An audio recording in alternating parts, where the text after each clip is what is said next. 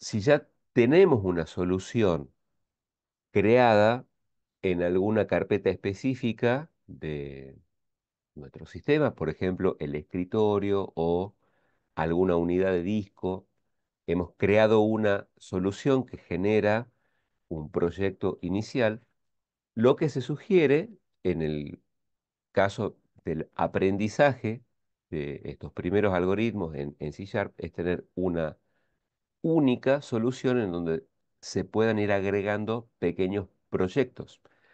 Cada proyecto va a tener, entre muchos otros recursos y carpetas y archivos que genera el propio entorno, porque los necesita para poder ayudarnos a nosotros a escribir nuestro código fuente y a mantenerlo. Esta solución puede incluir, haciendo clic derecho en el nombre de la solución y colocando agregar un nuevo proyecto de consola, incluir varios proyectos en donde el archivo que nos va a interesar es un archivo que tiene una extensión .cs de C Sharp, que va a contener el código fuente, ya sea el que se genere en forma automática, más el que nosotros vamos a escribir en forma explícita. Entonces, pongámosle acá para tenerlo disponible, un guión bajo, y vamos a poner, por ejemplo, repaso, repaso. Vamos a colocar este nombre para el proyecto que agregamos a la única solución que tenemos.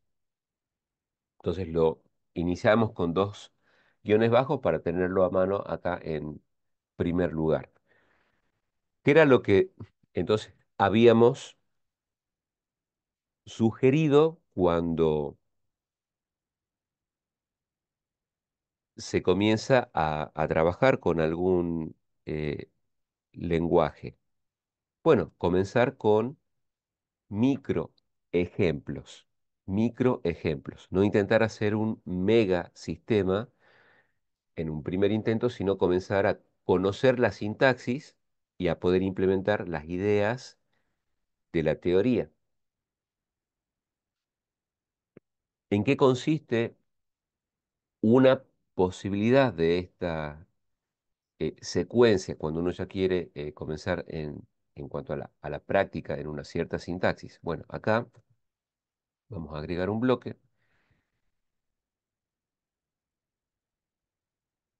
Entonces, una primera posibilidad que se sugiere es justamente el cómo declarar variables.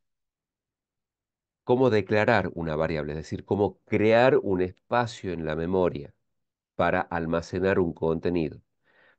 Ya sabemos que estas variables van a tener, retomando un poco la teoría, una lista de características.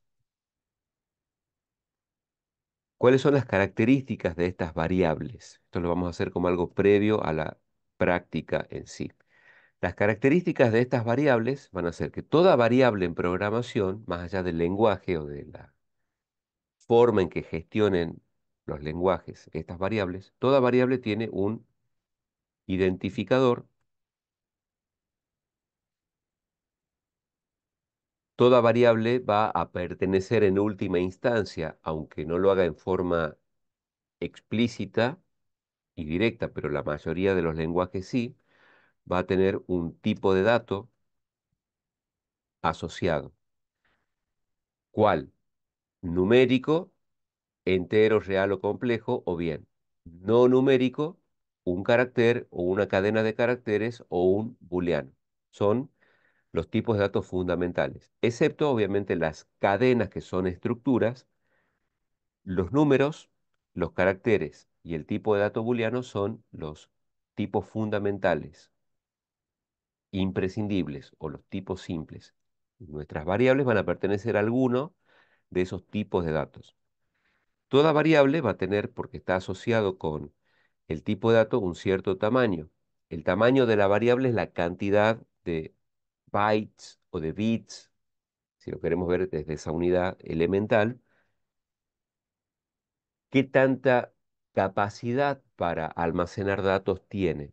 Entonces, ese tamaño va a decir, bueno, una variable de tipo entero puede ocupar en la memoria física de la computadora 2 bytes o 4, 6, 8, 32, bueno, lo que se indique en la documentación de cada lenguaje concreto en el que estemos implementando el algoritmo. El tamaño es la cantidad de espacio que ocupa esa variable y generalmente se la va a medir en bytes, ¿sí? Ahora, cuanto mayor es la cantidad de bytes, naturalmente mayor es la cantidad de bits, es decir, la combinación de ceros y unos que se puede tener. Y eso va a estar asociado con lo que se llama el rango de la variable. El rango de la variable es justamente la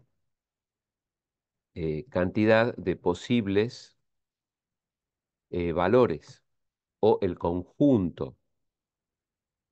Está combinado, digamos, la cantidad y el conjunto, pero vamos a poner acá el conjunto de posibles valores que puede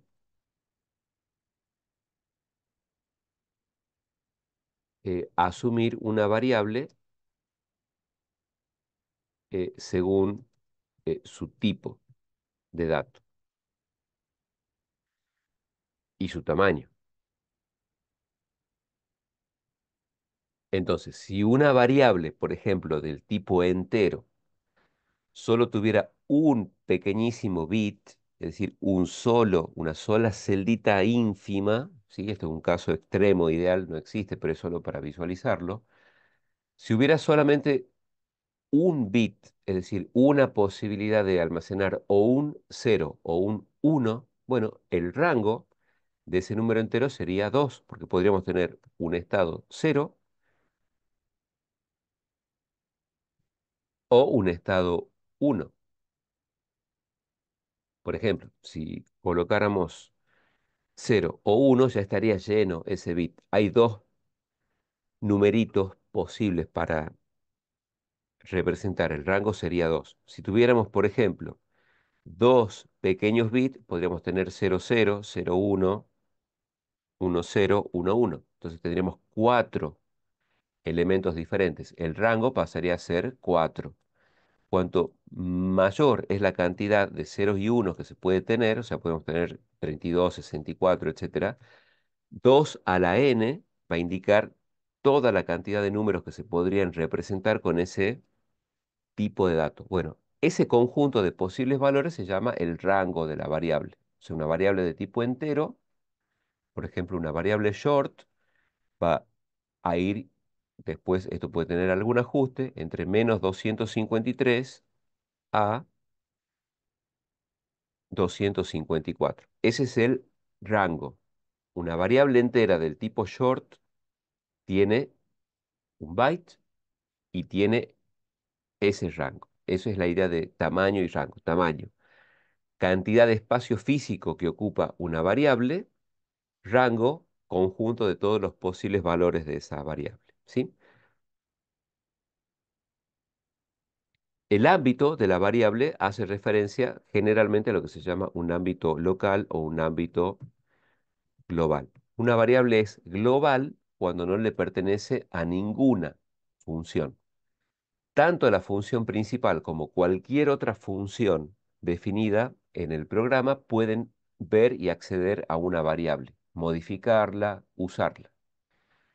Una variable se dice que es local cuando está creada dentro de la implementación de una función. El ámbito también se va a denominar el llamado el scope o el hábitat, es toda porción de código donde es posible referenciar, como se dice, es decir, usar una variable,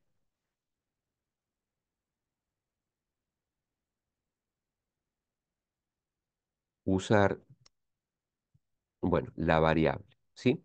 Hay otros ámbitos, por ejemplo, en el caso del ciclo for, la variable de control del ciclo for, si está siendo creada en el prototipo del for, tiene ese ámbito, es una variable local al ciclo for.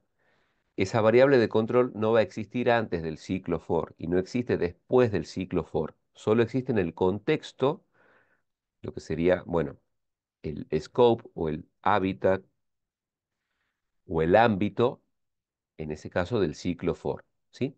Y toda variable va a tener también un rol.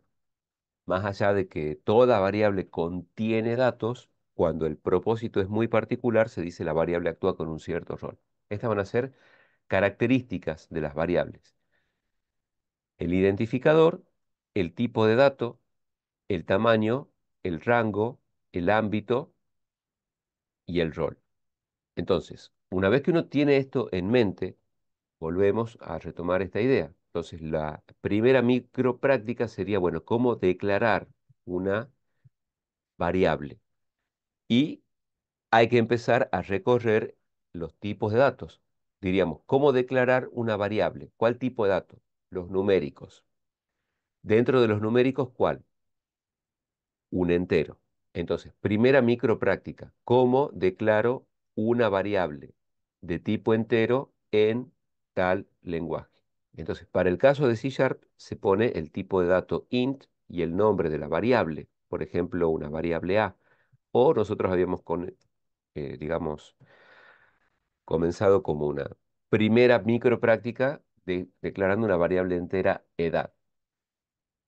Entonces, esta línea, la línea uno que hace, declara una variable de tipo entero, cuyo identificador es edad, y se le asigna un valor llamado inicial. Esto se denomina técnicamente declarar e inicializar la variable en un valor cero por defecto. Este valor permite pisar lo que se denomina el valor residual o valor basura, que tiene una variable, un espacio de memoria. Cuando uno solo declara la variable, la memoria es reutilizable, entonces pudo haber algo en ese espacio antes de que nosotros lo reservemos. Para evitar que haya un resultado inconsistente o un uso inadecuado de la variable, ¿sí? En cuanto a que no sabríamos qué contenido válido tiene, bueno, una buena práctica es que toda variable cuando se declara se inicialice en un valor que se llama, entre comillas, valor cero. Según el tipo de dato, el valor cero puede ser un número, el valor cero para una cadena de caracteres será la cadena vacía, el llamado valor cero por defecto para un booleano será falso y así. Una vez que sabemos cómo declarar una variable, hay que asignarla.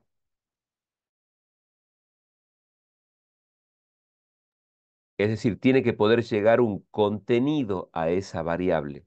Hay que almacenar algo ahí. Entonces, bueno, vamos a poner cómo dar contenido a la variable. Es decir, hay que almacenar algo, porque ese es el propósito de toda variable. Almacenar en su interior un valor, una información, un dato que nos resulta útil. Todo en vista a resolver el problema.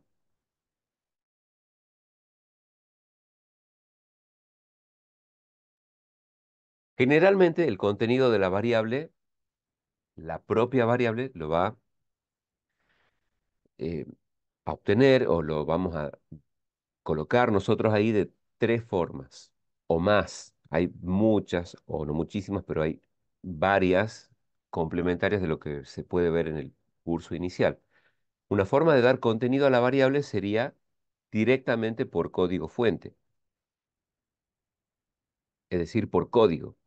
De forma explícita le damos contenido a la variable. Por ejemplo, si queremos que la variable edad almacene el 23, esto es asignar directamente por código fuente. O sea, un valor explícito, un literal, por ejemplo, ¿sí? O una expresión. La otra posibilidad sería que el contenido a esa variable llegue por una captura de datos del usuario, es decir, obtener la variable, hacer una operación de lectura. Es decir, el usuario final o el usuario ingresa el contenido. de la variable. Una tercera posibilidad sería que el contenido de la variable llegue ahí porque se la pudo generar o a través de una generación aleatoria. Todos los lenguajes incluyen la posibilidad de generar o crear un número que se llama pseudo aleatorio. Entonces, nosotros combinamos los dos casos fundamentales que serían el obtener datos por parte del usuario y cuando se requieren hacer simulaciones rápidamente, es decir, generar muchos datos de forma instantánea, una generación aleatoria para el contenido de esa variable. Entonces, para este caso, nosotros dijimos, microejemplo, ¿cómo se declara e inicializa una variable? Hay que empezar por el tipo entero. ¿Cómo se la puede escribir directamente por código?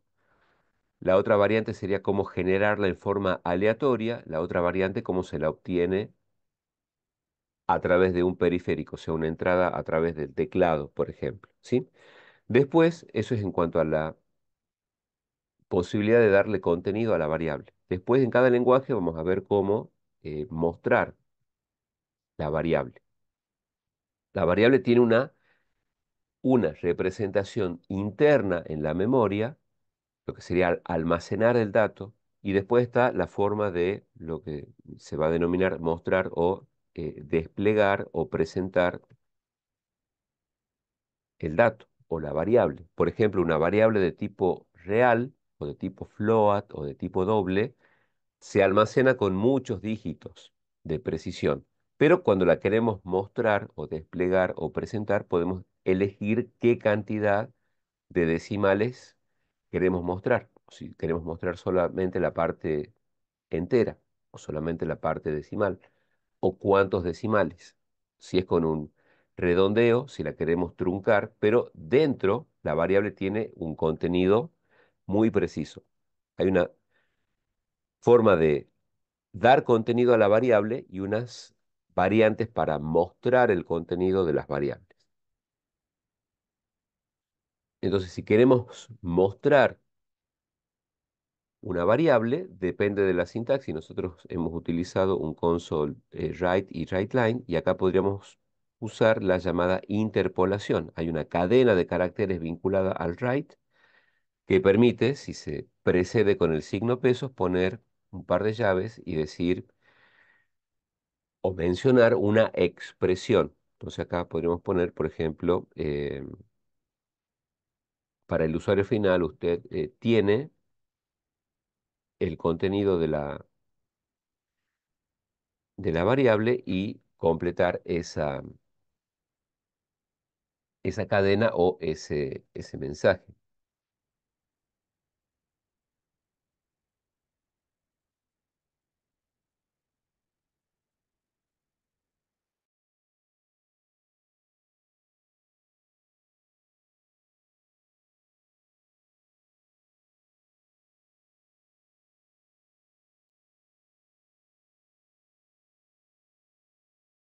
Bueno, hay que esperar aquí a que pase por el análisis del antivirus la primera vez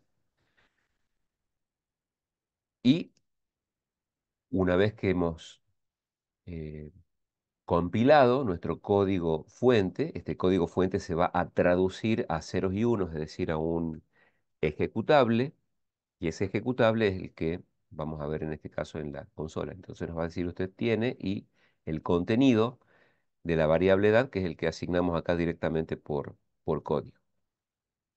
Esto sería como, bueno, un ejercicio de base para cada uno de los diferentes tipos de datos. Por ejemplo, si en lugar de una variable entera tuviéramos que trabajar con una variable del tipo doble, lo podríamos hacer incluso acá poniendo un comentario. eh, bueno, como para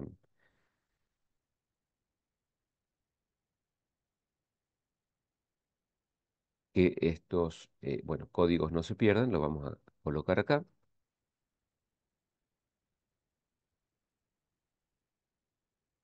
los distintos códigos de ejemplo.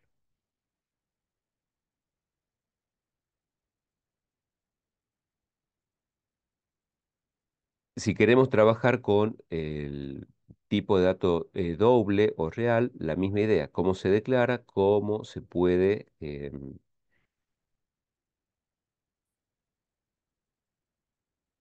capturar o bien obtener por parte del usuario. Acá hicimos, por ejemplo, una asignación directa por código fuente. Vamos a poner acá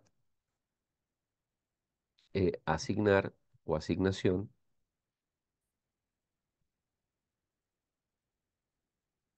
directa por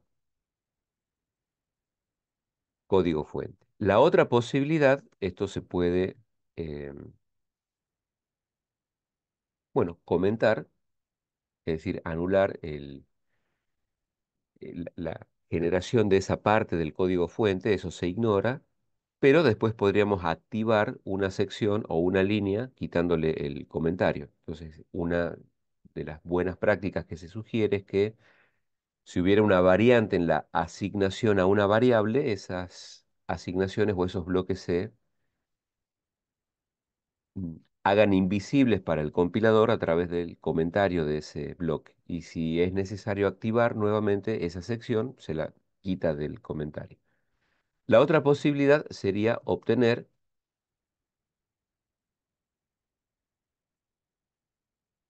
la variable por parte del usuario. Entonces, en ese caso sí se puede preceder la,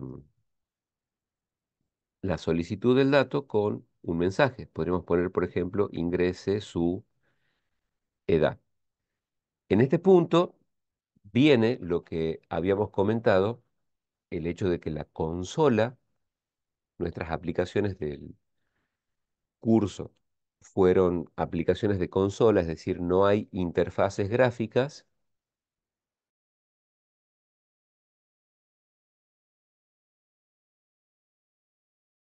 La consola de comandos del sistema operativo es una matriz de letras y la consola solo puede aceptar cadenas de caracteres y solo puede escribir cadenas de caracteres. Entonces, en este caso, como lo que nosotros necesitamos es capturar un entero, pero la consola solo acepta cadenas, es incompatible porque C Sharp o todo lenguaje fuertemente tipado exige que a una variable se le asigne una evaluación de una expresión que deriva al tipo de dato que corresponde con la variable, según fue declarada. Entonces, como la consola solo acepta cadenas, no podemos hacer una lectura directa sobre la variable edad que es de tipo entero. Entonces, hay que hacer lo que se denomina una conversión de tipo.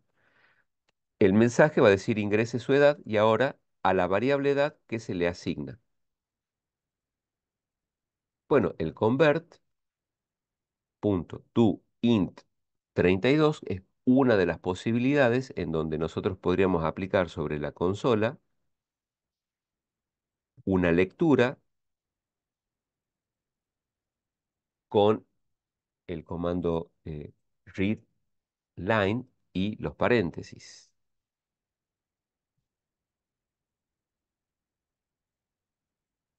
Entonces, ¿qué efecto tiene esta instrucción? Que a la variable edad se le asigna el resultado de evaluar esta expresión. Y esta expresión convierte.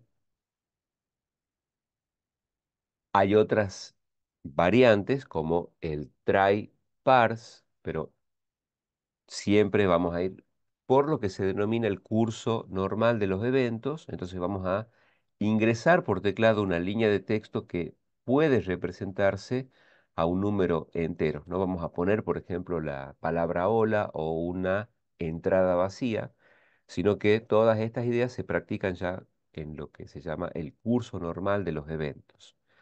Esta idea es que una variable de tipo entero solo almacena un entero, la consola solo recibe cadenas y por lo tanto hay que convertir esta cadena al tipo de dato entero para que sea compatible. Y ahora se muestra el contenido. de la variable. Para que no aparezca el mensaje pegado, vamos a poner acá un writeLine vacío. Esto es la sugerencia del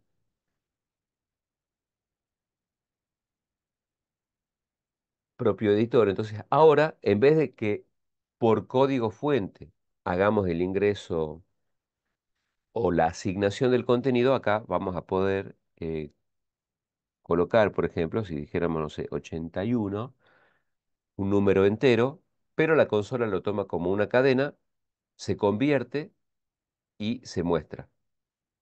Se muestra ya como un número entero en sí. Entonces, esto sería obtener la variable por parte del usuario. Si queremos hacer acá un comentario múltiple, de múltiple línea, podemos abrir y cerrar el comentario múltiple.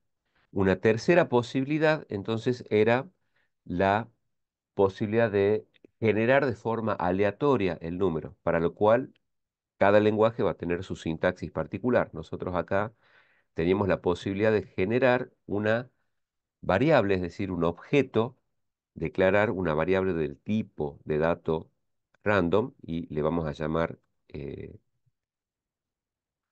generador a la variable, y esta variable, es decir, este objeto, de esta manera lo implementa C Sharp, nos va a permitir generar un número aleatorio. Entonces acá a la variable edad la podemos generar, darle contenido de forma aleatoria a través de esta variable que se llama generador, y con el método next al que se le podía pasar como una variante un número entero, y esto va a generar un número entre cero y el argumento que pasemos acá como parámetro actual del método next. Entonces, para el caso del uso de estructuras de datos combinados con ciclos, la generación aleatoria, esta sería una tercera variante de cómo darle contenido a una variable, a través de la generación aleatoria. Generamos un número entre 0 y 49 y se muestra el mensaje.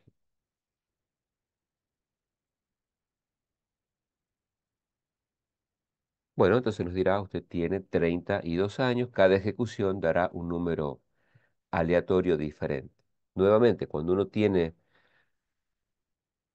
que generar muchos datos en forma instantánea y no quiere hacerlo por código fuente porque siempre serían los mismos datos, o no quiere hacer el ingreso uno por uno porque sería muy lento de hacer, se puede hacer que el contenido de la variable llegue ahí por la generación de números aleatorios.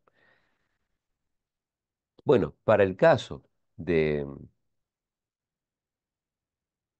vamos a dejar aquí, por ejemplo, la variante en la que uno puede obtener el dato por teclado. La micropráctica, sí, sugiere hacer de forma gradual. Algunas operaciones son muy directas, otras van a requerir combinar lo que ya, eh, bueno, se había visto en ideas anteriores, pero, por ejemplo, si quisiéramos generar un número doble, es decir, un número real de forma aleatoria, generalmente lo que se va a hacer es dividir dos números aleatorios enteros, dividir un número en otro número y forzar que se genere la parte decimal. No tenemos, es decir, si el lenguaje tuviera de forma natural una versión de random que permita generar un número real, se la utiliza, y si no, si el lenguaje no lo soporta de forma natural o de forma nativa, habrá que buscar la forma de que, combinando aquello que sí se soporta en el lenguaje, se pueda hacer lo que necesitamos. Para el caso, por ejemplo, del tipo doble, la idea sería la misma: declarar una variable del tipo doble. De nuevo, no veríamos absolutamente todas las variables de todos los casos. La sugerencia es, para cuando se hace el aprendizaje gradual, seguir con el tipo de dato carácter, cómo declaro un carácter, cómo lo puedo obtener por consola, que será con un red key, cómo genero una letra en forma aleatoria. Bueno, ya habría que usar un vector de letras y generar un índice aleatorio, extraer el carácter y asignárselo a la variable. Asignarlo directamente por código sería colocar un símbolo entre comillas simples. Entonces, para cada tipo de dato fundamental habrá que ver cómo se declara, cómo se asigna por código fuente, cómo se obtiene a través de un periférico, generalmente el teclado, cómo se puede generar en forma aleatoria. Después aparecen las estructuras y los ciclos. Y la generación aleatoria ahorra muchísimo tiempo en el poder poblar esas estructuras de datos. Acá si tuviéramos este, otro caso, por ejemplo, para una variable real precio, que podemos mostrar acá, o por ejemplo decir, bueno, cambiar el mensaje, el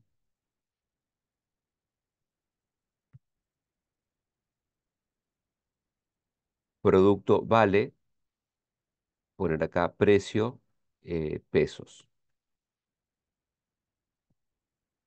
¿Cómo haríamos una carga? En vez de ver, bueno, es cuestión de nuevo, diseñar con dos números enteros divididos entre sí un número doble para que se genere en forma aleatoria, para no asignarlo directamente por código. ¿Cómo hacemos la variante de ingresar un real por teclado? Es decir, no todas las variantes son usadas con la misma frecuencia todo el tiempo, pero está la posibilidad de hacerlo, ya sea en forma nativa, si es que el lenguaje lo soporta, o combinando otras ideas que sí soporte el lenguaje, hacerlo por cuenta propia de forma indirecta. Entonces, en este caso, por ejemplo, el precio, pero vamos a indicar un mensaje antes.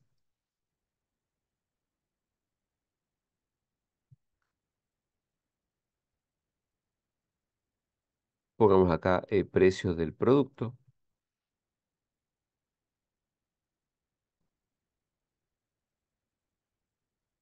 Y a precio hay que asignarle el resultado de evaluar una expresión que derive a un tipo de dato doble. Entonces acá vamos a poner, por ejemplo, el convert.toDoble de qué expresión. Bueno, de la consola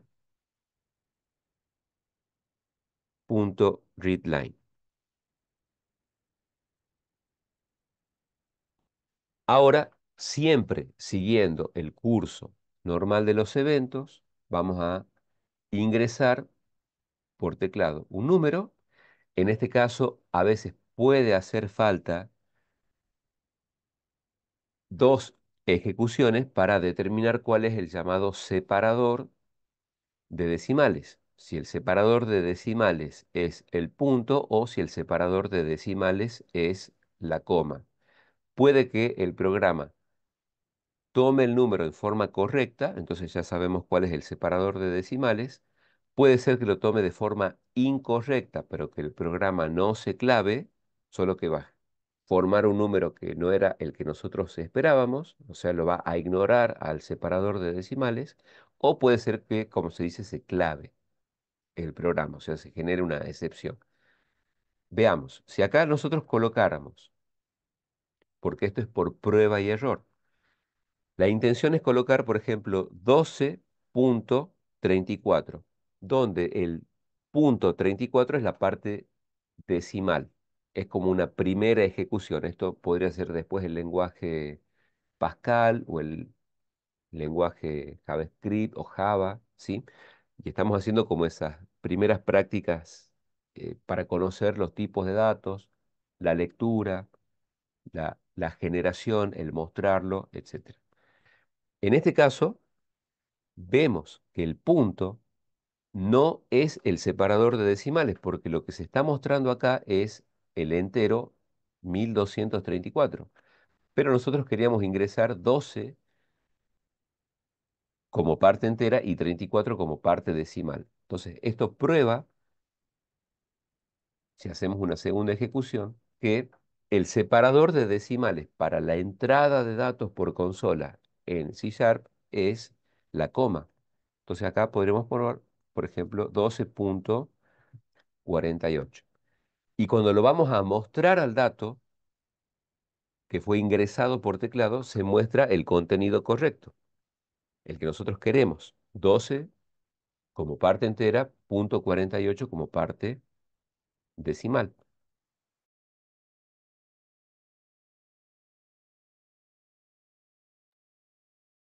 Entonces, esos detalles, después cada desarrollador los va anotando, los va teniendo en cuenta, sabe cuál es el separador de decimales, cómo se puede capturar el dato, cómo se puede generar, presentar, gestionar el dato en sí. Si nosotros colocamos, por ejemplo, literalmente un número doble con